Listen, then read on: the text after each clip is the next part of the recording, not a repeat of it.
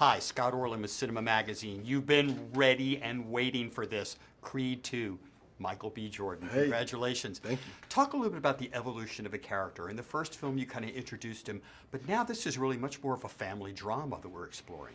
Yeah, I mean, I think the first time was definitely more of an origin story, and now you get a chance to see Adonis grow into his own family, into his own man, professionally and personally. And we really wanted to give him obstacles that a fighter would have right now. Becoming a father was extremely important to us to really harp on those themes, and a love story between him and Bianca. You know, you get a chance to see them when they first meet, and as two professionals, and then how do they grow together and grow apart in some areas, and those ups and downs of any relationship. Obviously, it's a work of fiction, so it's not real, but you try and make it as realistic as possible. Yes, sir. So when you're in the ring with Florian, Okay. who is a Real fighter. said a real fighter who won like 70 or 80% of his matches. How daunting and intimidating does it get?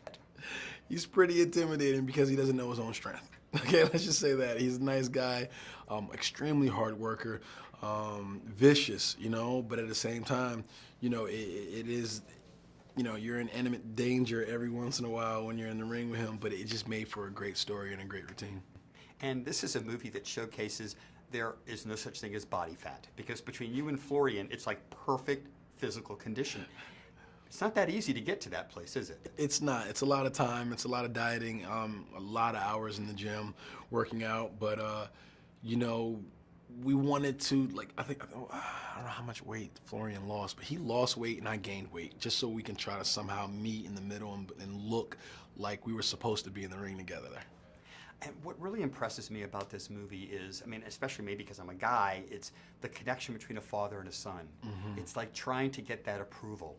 I was wondering, growing up for you, how important was it for you to have your father approval? Oh, it was huge to get my dad's approval. I remember I could never beat my dad in a game of one-on-one basketball, and I will never forget the day that I did it, in our backyard, in our old room, I did a reverse left-hand layup, what I'm saying? I'll never forget it. I just ran circles around the whole backyard.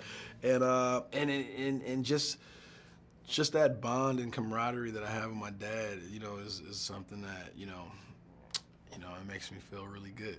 And your surrogate father in this movie just happens to be the guy who originated this whole concept, Sylvester Stallone. Talk a little bit about your working relationship. What kind of insights, or how does he settle you as an actor? Honestly, he just gives me a sense of calm. He's done it before. It's not a nonchalant, but it's a very, as a matter of fact, of how he moves through sets sometimes that gives him that wisdom and experience that I look for. It's like, oh man, he's not tripping, I'm not tripping. If he's calm, because it's a lot of crazy stuff going on right now, he's calm, then I could be calm. I kind of measure myself against him on set sometimes that way. There's a lot of skill sets that sometimes actors have to kind of prepare for. What did they do to get you ready when they handed you and put a baby in your arms? Oh man. Called my mom. It's like, what happened? I talked to my dad, what were you guys going through? Like, Pop, how was it the first time, Mom left you, with Jamila, my older sister, by yourself? What did you do? And a lot of those little things. But I love kids, and it was a good time working with the baby on set. Well, thank you for giving us a good time, Michael B. Jordan. As always, it's such a right. pleasure. And this is Appreciate Scott it. Orland. Until next time. Man.